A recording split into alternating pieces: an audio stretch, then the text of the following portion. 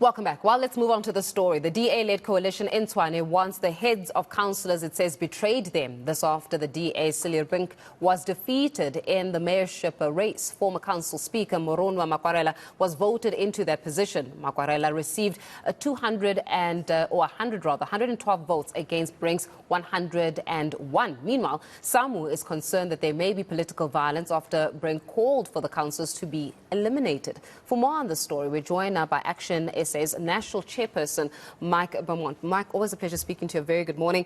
8 councillors within the multi-party coalition, we believe, actually voted for COPE in favour of Makwarela. What's the actual story there? Is it so? Can we confirm that the number is indeed 8 and that they actually broke rank?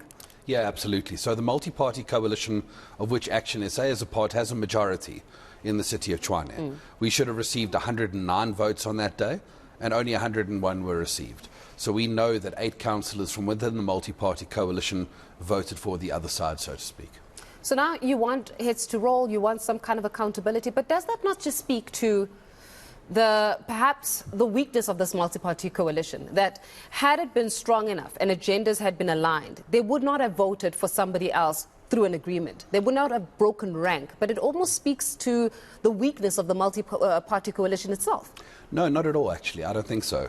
The multi-party coalition resolved throughout this process, from the moment of Randall Williams' resignation to the selection of Brink, that we will support the candidate and we will unite so that there's no instability in that coalition. The fact that 8 people chose to use the cover of a secret ballot to go and exercise a vote for the other candidate is something we now need to look into. I say that because all of the councillors came to the caucus meetings and said, we're going to vote for Brink. But then those 8 did something separately, and that is what we need to look into. And, you know, before it gets characterized as a witch hunt or anything of that nature, the Municipal Structures Act provides for a secret ballot. And it does so presumably so that people have a vote of conscience. So we need to find out whether what we're dealing with is a vote of conscience, or, if we're very honest with ourselves, what has happened many times in recent history with local government, where votes are being bought, because that is also prohibited in terms of the Structures Act. So it's either votes are being bought or that there's a problem with the secret ballot, but is there no third kind of alternative here? And it goes back to my point that perhaps what you thought was strong, solid, may not necessarily be. The fact of the matter is 8 councillors voted against the multi-party agreement, right? That in itself says that there's something fundamentally wrong. And you have to ask yourself, was it fundamentally wrong? Secret ballot, votes being bought, or maybe they just don't believe that the DA councillor, in this case Cilliers Brink, was actually the man for the job. Well, that's the thing. I mean, you always got to look at people's behaviour before a vote, because you don't just walk into council and vote. The caucuses get together and they discuss the candidate, and they discuss, you know, issues or things that are good about the candidate, and ultimately they make a decision to say we will support the candidate. And it was unanimous at that level. Action SA's constitution even has a specific requirement that if you want to cast a vote of conscience differently from the rest of the caucus, you need to follow a very specific procedure. No one did that. The fact that they then went into the council and 8 councillors from different political parties cast that ballot, in our opinion, probably has a lot more to do with vote buying than any sign of weakness within the coalition. The coalition was united behind that candidate, and the coalition had a majority when we walked into that council meeting. So who sold the votes? Well, this is the process that we are looking at. And I think it's very important to say that this cannot be a witch hunt. We must look to see whether people are casting legitimate votes of conscience. But we've seen it so many times before where inducements are offered to councillors, whether it's bags of cash or whether it's positions or whatever it may be. And I think if we're very honest with ourselves and we examine the agenda of the ANC and EFF, we're pretty sure it didn't come around because of the force of argument around their candidate being better. We've seen it in the past and we're concerned it's happened again. So you think that these 8 councillors in essence were bribed? Yes, certainly. And this is something that we have to investigate, because as a coalition and as a party, we have a duty to the residents of Tshwane. We cannot have a situation where millions of people go out and cast their votes in an election and councillors just do what they like with that vote, using a secret ballot as cover to hide a criminal activity like bribery. That would be unacceptable, and it would be a betrayal of the electoral process. All right, so I'm going to, and I definitely hear you on that, right? And if the allegations of bribery or vote buying in that instance are true, then that means that we have a serious systematic issue when it comes to our political processes in this country that need to be reviewed, but also the kind of people that put up their hands to lead. On the other side of it, the Democratic Alliance has not been winning, where candidates are concerned, right? We've seen it in the city of Johannesburg. We've got the likes of Al Jamaa, for example, that has got their mayoral candidate. We've seen it in Ekurhuleni, Tanya Campbell's days, from what we're understanding, even from their own governance space, are numbered. Now we've got the city of Tshwane as well. Could it potentially be that the Democratic Alliance is failing in being able to show its ability to actually have the capacity to lead? Randall Williams left under a terrible cloud, right? A terrible cloud of irregular expenditure, mismanagement of funds. We saw this. Yes, fine, we can say that a lot of it was inherited, but it didn't necessarily do something to solve it extensively. Meaning that when those that look at the DA and the way in which the Democratic Alliance ran the city of Tshwane, many would say, this is not the best person for the job, or this political party is great in the Western Cape, but clearly has got no capacity throughout the rest of South Africa, or at least in some of these cities in Gauteng. Could that also not be that people just don't trust, or councillors just don't trust in the DA's ability to lead? Look, I think, Action SA is very much on record regarding what we are concerned about the DA's role in the collapse of Joburg. Yeah. We are on record about the governance failures in Ekurhuleni. And we are on record about Randall Williams. In fact, if anything, Action SA was at the forefront of applying pressure on the fact that this candidate wasn't suitable to lead the city of Tshwane. There's no doubt about that.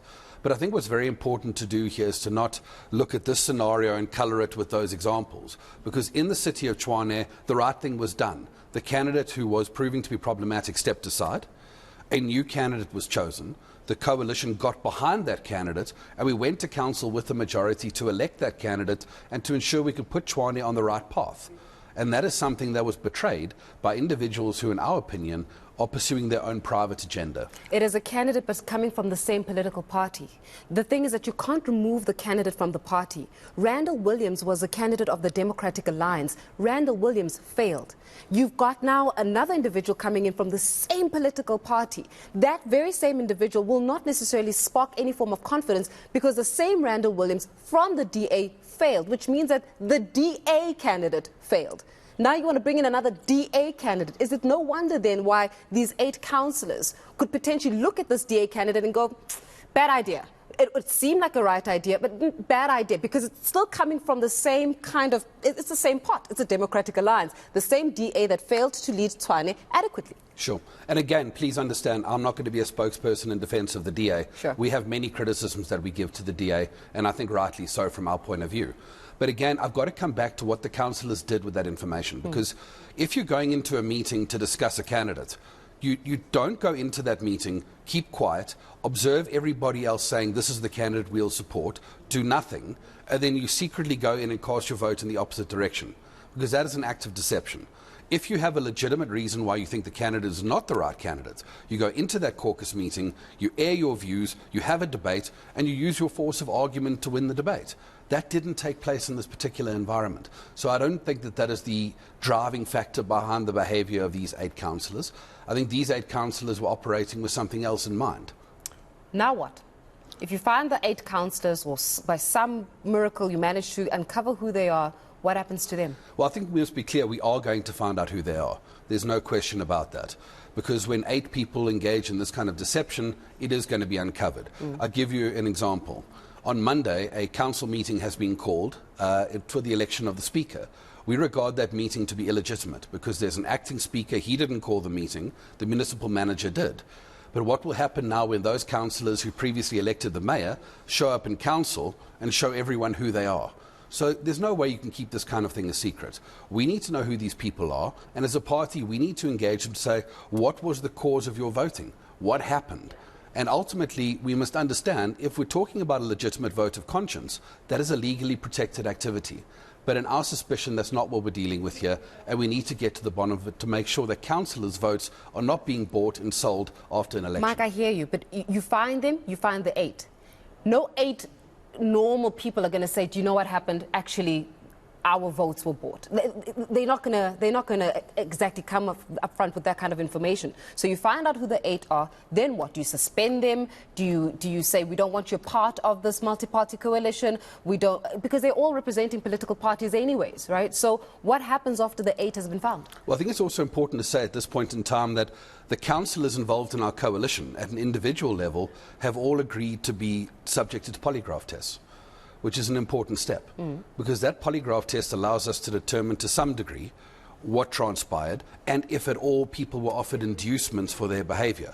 And I think what pleases us here is this wasn't something that we imposed from a leadership standpoint, is that when we met with our caucus has said this is what we want, because you can imagine there's a whole bunch of people in those ranks who did the right thing and they are now all being assumed to be guilty and they want to clear their names. Okay, but then what then? Polygraph test, they failed the test, then what? Well, if we find out through a confluence of investigation that these individuals were involved in voting for the COPE candidate, and certainly if they were receiving inducements to do so, they will be removed from our party and they'll be replaced with individuals who live up to the standard of ethical leadership that Action SA prescribes in its constitution. We have to leave it here, but much appreciated. Yeah, good luck with finding the 8 councillors, and more than anything else, I think the bane of every Tshwane resident is just get stability in the city. We hear the politics, but stabilize the city, because otherwise what's the point of the politics in the essence? So much appreciated there, Mike, and let's stabilize the city of Tshwane. My goodness.